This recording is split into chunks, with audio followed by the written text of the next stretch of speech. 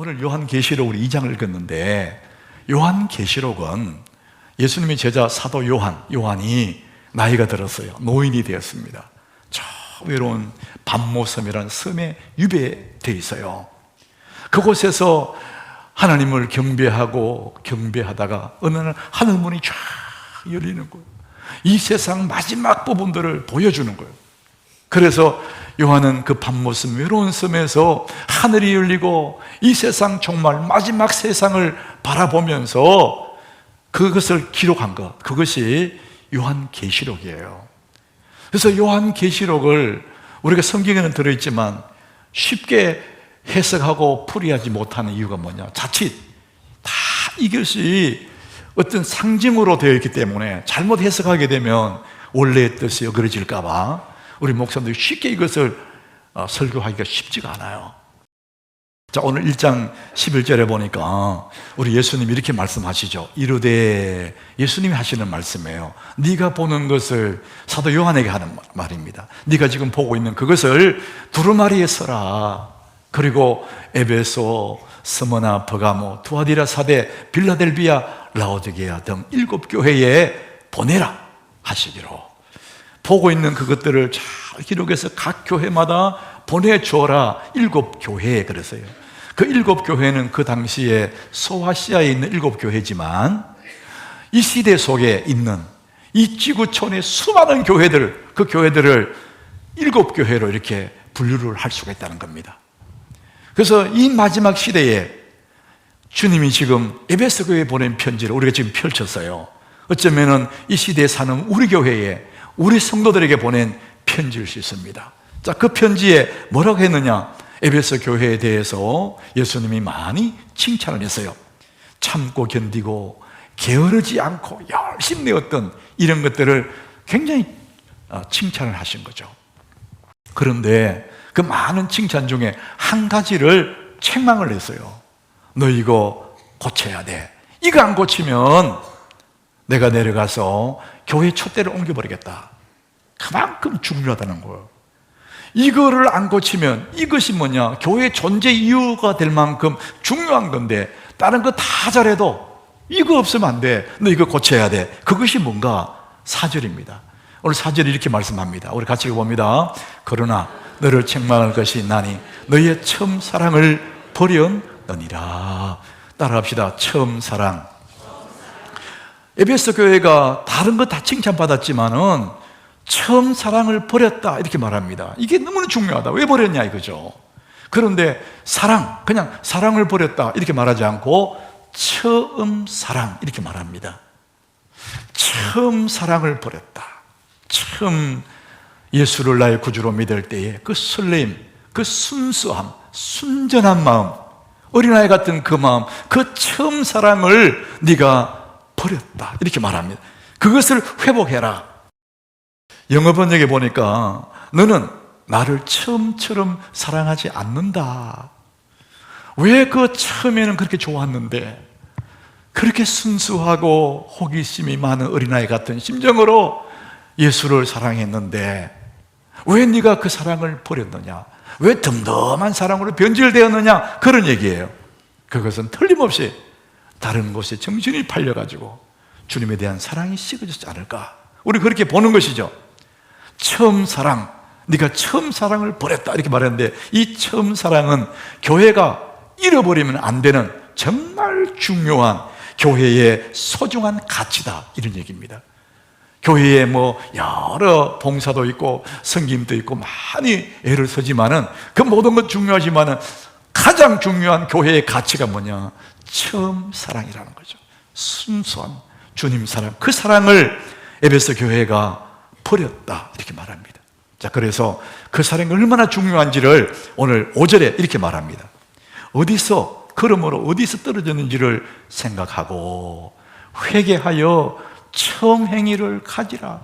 첫사랑 처음 그 행위를 가지라. 만일 그리하지 아니하고 회개하지 아니하면 내가 네게 가서 내 촛대를 그 자리에서 옮겨버리겠다. 교회 존재 이유가 없어. 그런 얘기예요. 그 처음 사랑이 그렇게 중요하다 이렇게 말합니다. 사랑의 가치, 사랑의 중요성을 말하고 있습니다. 예수님이 십자가에 죽으신 것 또한 사랑 때문에 죽으신 것이죠. 예수님이 3일 만에 부활하셨어요. 그리고 갈릴리 바다에서 다시 제 아들을 만납니다. 이른 아침에 물 한 깊이는 그 언덕에서 숯불에 떡과 고기를 구워서 함께 나누어 먹으시면서 예수님 물으시죠. 요한의 아들 시몬아, 네가 나를 사랑하느냐? 이렇게 물어요. 베드로가 뜨끔해가지고 주님, 내가 주님을 사랑하는 줄 주님이 아십니다. 예수님이 또다시 물어요. 요한의 아들 시몬아, 네가 나를 사랑하느냐? 예, 예수님, 내가 주님을 사랑합니다. 세 번째 또 물어요. 요한의 아들 시몬아, 네가 나를 사랑하느냐? 주님, 내가 주님을 사랑합니다. 이렇게 세 번씩 예수님이 물어요. 네가 나를 사랑하니? 이렇게 물어요. 네가 나를 잘 믿니? 이렇게 묻지 않고, 너 나를 위해서 많이 헌신했니? 이렇게 묻지 않아요. 가장 핵심, 네가 나를 사랑하느냐? 사랑하면 헌신할 수 있고, 사랑하면 봉사할 수 있고, 사랑하면 잘 믿을 수 있고, 그 핵심이 사랑이란. 그래서 예수님이 사랑을 계속해서 물으셨어요. 율법사들이 예수님께 물어요. 주님, 구약에 있는 많은 율법들 중에서 어느 계명이 가장 큽니까? 이렇게 물었어요. 그런데 예수님이 대답하시죠. 주 너의 하나님을 사랑해라. 너는 마음을 다하고 힘을 다하고 목숨을 다해 주 너의 하나님을 사랑하라. 이것이 크고 첫째 되는 계명이다. 하나님을 사랑하는 것이 가장 큰 계명이다. 둘째도 이와 같으니 내 이웃을 내 몸과 사랑해라. 그러니까 하나님 사랑하는 거, 이웃 사랑하는 거, 이 두 개가 가장 큰 계명이다. 이렇게 말씀하시는 거예요. 사랑이 가장 중요하다. 이렇게 말합니다. 교회에 사랑이 빠져버리면, 교회에는 조직은 있겠지만 예수님 말씀한 것처럼 존재 이유가 없는, 그래서 에베소 교회가 처음 사랑을 버렸다. 이렇게 말씀하시는 거예요. 하나님이 인간에게 주신 행복의 도구, 이 행복 도구가 뭐냐? 사랑입니다. 사랑은 행복한 도구예요. 우리가 사랑함으로 행복하도록 하나님 우리 그렇게 만드셨거든요. 그래서 사랑이 바로 행복한 도구입니다. 여러분, 아무리 맛있는 음식을 먹어도 궁궐 같은 집에 살아도 사랑이 빠져버리면 행복하지 않습니다. 크고 화려한 집에 산다 할지라도 그 가정에 사랑을 빼버리면 삭막한 그런 집일 수밖에 없는 거예요. 그래서 행복 도구로 사랑을 주셨어요. 에베소 교회는 그런데 그 사랑을 잃어버렸다는 거예요. 매일의 상황에서 행복하게 사는 비결이 있어요. 누구든지 가장 쉽게 행복해지는 비결 세 가지가 있어요. 첫 번째는 좋은 생각을 선택하는 겁니다. 따라합시다. 좋은 생각. 그래서 수많은 생각 중에서 좋은 생각을 내가 딱 픽업하면 내 마음이 따뜻해져요. 바로 행복해져요. 그 좋은 생각을 선택하라. 자, 두 번째는 밝은 표정을 선택하라. 우리 얼굴에 수많은 표정들이 있지 않습니까? 우울하고 화나고 지루하고 그 많은 표정 중에 밝은 표정을 선택하라는 거죠. 그러니까 힘들고 어려워도 밝은 표정을 해서 얼굴에 표정을 지으면 내 마음이 밝아지는 겁니다. 이 얼굴과 마음이 연결되어 있거든요. 그래서 얼굴을 확 펴면 마음이 펴지는. 그래서 밝은 표정을 선택하는 것이 순간적으로 행복할 수 있는 비결이에요. 자, 세 번째는 뭐냐? 사랑하기로 선택하라. 우리가 언제 어느 상황 속에도 사랑을 선택하면 모든 상황에서 행복해진다는 것이죠. 그만큼 중요한 사랑을 선택하라. 여러분, 미워하면서 행복한 사람 아무도 없습니다. 그래서 사랑하기로 선택하면 우리 순간적으로 행복할 수 있습니다. 좋은 생각, 밝은 표정, 사랑, 이 세 가지를 우리 아무 때나 선택할 수 있지 않습니까? 그러면 우리는 행복해진다는 것이죠. 여러분, 구약의 야곱은 외삼촌 라반의 집에서 7년 동안 머슴살이 했어요.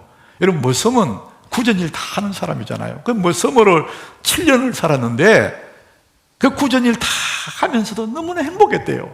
그 7년이 수일처럼, 그 7년을 며칠처럼 여겼더라. 그렇게 말해요, 성경은. 이유가 뭐냐? 라헬을 사랑하는 까닭에. 외삼촌 집에 있는 라헬을 사랑하는 까닭에. 요즘 성경에는 연애하는 까닭에. 7년을 수일처럼 여겼더라. 사랑하면 힘든 그 일도 머슴살이조차도 너무나 행복하다는 것이죠. 그래서 사랑을 선택하라 이런 얘기를 합니다. 그 좋은 사랑, 그 순전한 처음 그 사랑을 가지면 너무나 행복할 텐데 에베소 교회가 그 첫사랑을 잃어버렸다는 겁니다. 왜 잃어버렸을까? 그 좋은 사랑을 어쩌다가 잃어버렸을까?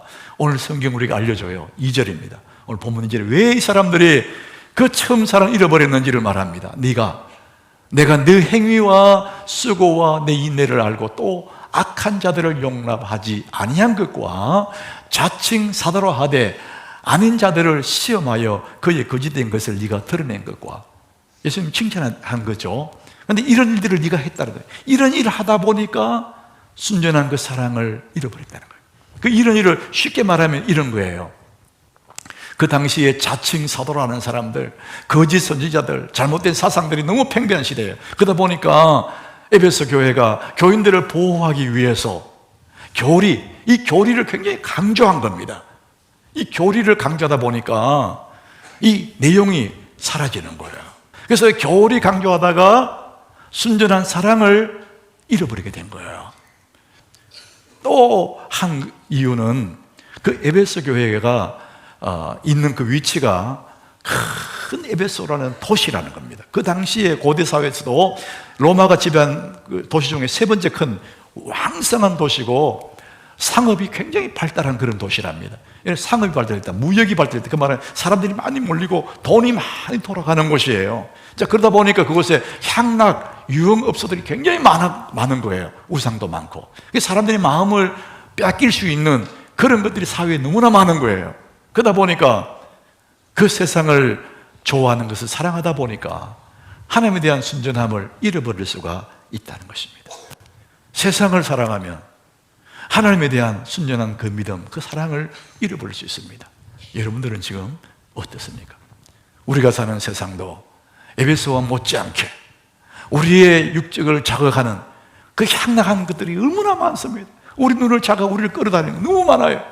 그러다 보니까 거기에 마음 뺏기면은 주님에 대한 그 순수한 처음 사랑이 자꾸만 무디어져 간다는 것이죠. 자, 우리 처음 사랑을 성경 그래서 찾으라 그래요. 너 그거 안 찾으면 촛대를 옮긴다. 너무나 중요한 그 처음 사랑을 왜 잃어버렸냐? 되찾으라 이렇게 말합니다. 어떻게 우리가 그 처음 사랑, 그 순전한 그 사랑을 되찾을 수 있을까? 오늘 5절이에요. 잃어버린 사랑을 회복하는데 뭘 해야 되느냐? 그러므로 어디서 떨어졌는지를 깊이 생각해 봐라. 나라는 인생 왜 이렇게 되었지? 내가 왜 이렇게 되었을까? 사고해봐라. 깊이 생각해봐라. 그래서 어디서 떨어졌는지를 생각해봐라. 잃어버린 왜 그래 된지 이유를 알게 되면 회복할 수 있잖아요. 그러니까 회복하는 첫 번째 방법이 뭐냐? 사고를 해라. 깊이 생각해 보라는 것입니다. 그래야만이 원인을 알아야 회복할 수가 있지 않습니까? 우리가 처음 교회에 나올 때에 그렇게 순수했고 그렇게 하나님에 대한 절절했던 우리 마음들이 어디서 떨어졌는지를 사고해봐라, 생각해봐라. 예수만 생각해도 가슴이 찡하고 콧등이 찡하고 눈물이 흐르던 그 순전함이 어디서 잃어버렸지? 이제는 왜 덤덤할까? 깊이 생각해봐라.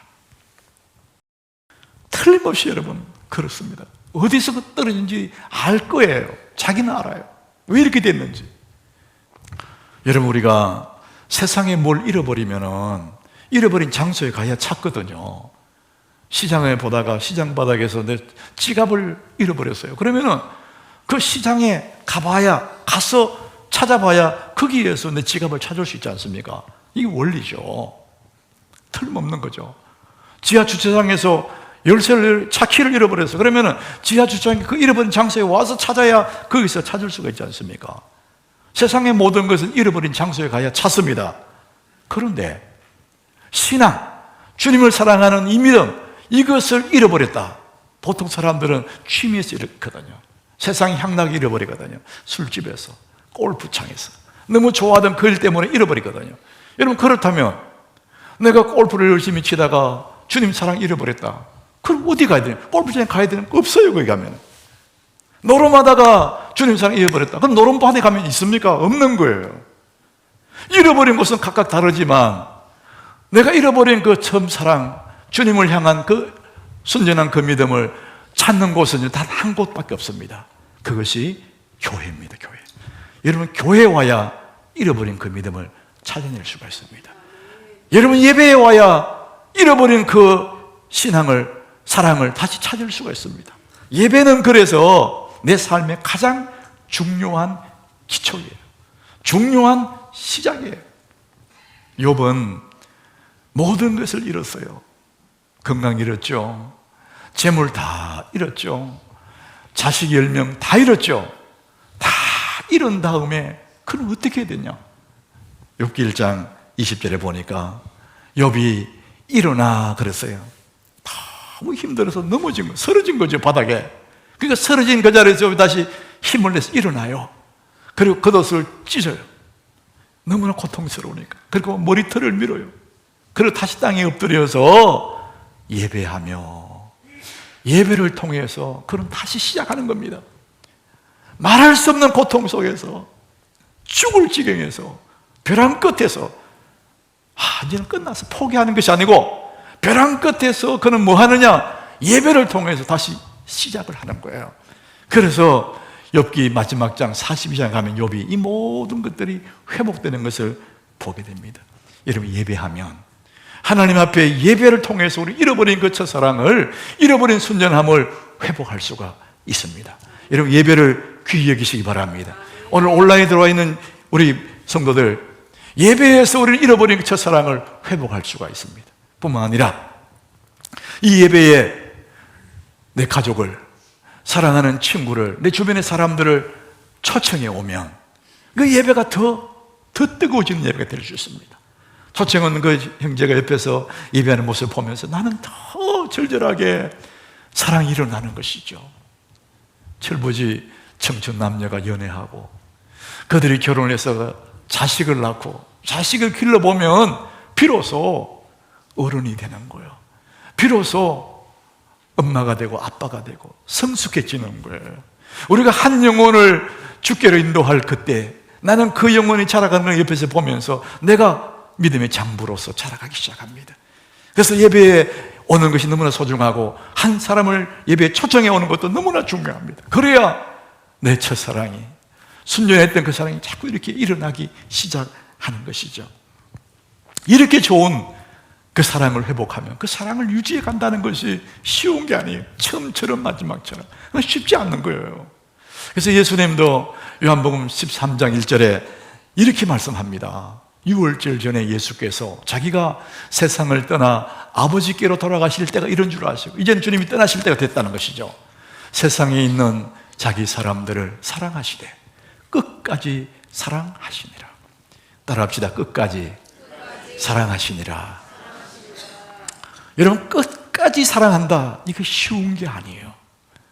첫 사랑 누구나 쉽게 설레게 할 수, 그러나 계속 지속하고 끝까지 사랑한다, 자기 사람들을 사랑하시되 끝까지 사랑한다, 이게 쉬운 게 아니에요.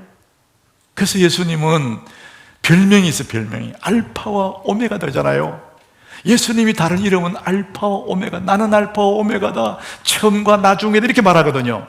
그 알파와 오메가는 이 신약 성경을 쓴 데 헬라어로 써있어요. 그릭어로 써있어요. 이 그릭의 첫 번째 알파벳이 알파, 그 다음에 마지막 알파벳이 오메가입니다. 그래서 알파와 오메가다, 처음과 나중이다. 예수님은 처음과 나중, 우리를 처음 사랑했는 그 마음 변하지 않고 자기 사람들을 사랑하시되 끝까지 사랑한다. 근데 우리는 자주 변하는 거예요. 참 좋게 만났다가 또 변해가 상처 주고. 제가 첫 번째 처녀 목회지가 캘리포니아 이민교회였어요. 나이 36, 37 그때 그 교회에 제가 담임 목사로 가게 됐는데, 제가 가보니까 그 교회가 세워진 지 6년이 됐는데 내가 5번째 목사예요. 얼마나 자주 목회자를 바뀌었는지 우리가 상상해 볼 수 있어요. 목사님이 새로 부임해 왔을 때 성도들이 환영하고 설레임으로 호기심으로 서로가 얼굴을 맞대고 반겼을 겁니다. 근데 얼마 지나지 않아서 시들해지고 상처 주고 그래서 떠나죠. 또 다음 분 환영했다가 또 시들해져서 또 떠나고, 제가 5번째 그곳에 간 거예요. 그래서 제가 그 교회에 가면서 하나님께 기도했어요. 하나님, 저도 언젠가는 이곳을 떠나게 되겠지만 처음 우리가 만나서 호기심을 가지고 서로 환영하던 그 처음처럼 언젠가 마지막에도 그렇게 되게 해달라고 제가 그렇게 기도했거든요. 정말 제 기도대로 제가 떠나던 그때, 하남교회로 올 때 그때에 온 교회가 처음처럼 너무나 그리워하고 아쉬워하고 함께 울고, 그래서 제가 여기 왔거든요. 사람들은 자주 변해요. 그래서 저도 지금도 기도하고 있습니다. 하나님, 아름다운 이별이 되게 주십시오. 저는 이제 그게 제 기도 제목 중에 하나예요. 왜 사람들이 이렇게 처음처럼 그렇게 못 삽니까? 왜 상처를 주고 가슴 아래를 하면서 삽니까? 사람은 언제나 끝이 되면, 죽을 때가 되면 후회한대요. 그래서 죽기 전에 후회하는 25가지 그런 책이 있더라고요. 근데 사람이 마지막에 가면 이것도 후회되고 저것도 다 후회하는데, 그 후회하는 첫 번째 후회가 하나 있어요. 그 후회가 뭐냐? 사랑하는 사람에게 고맙다는 말을 많이 했더라면, 그래 참 고맙구나, 고마워 이 말을 좀 많이 했더라면, 이런 후회를 안고 눈을 감는다는 거예요. 얼마나 어리석어요. 왜 사랑하는 사람에게 고맙다는 말을 못하냐 이거죠. 돈 드는 것도 아닌데. 여러분 생각해 보셨나요? 왜 못할까? 이유는 딱 한 가지예요. 이 정확합니다, 여러분. 왜 우리가 고맙다는 말을 못하느냐? 내 마음의 자세가 너무 높아요. 웬만한 일에 대한 고맙다는 생각이 안 나요. 대단한 일을 해줘야 고맙다 하지.